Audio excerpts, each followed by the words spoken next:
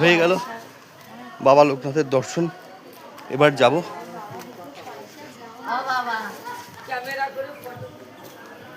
এই হচ্ছে ধুনিকে, এখানে প্রদীপ ধূপ জ্বালাবার জন্য এই স্থান নির্দিষ্ট। এরপর যাব দুধপুকুর।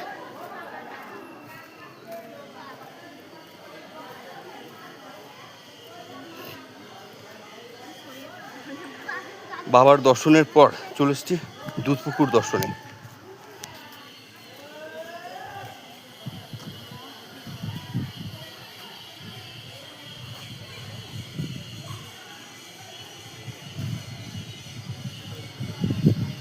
দুধপুকুর সংলগ্ন এই হচ্ছে মন্দির।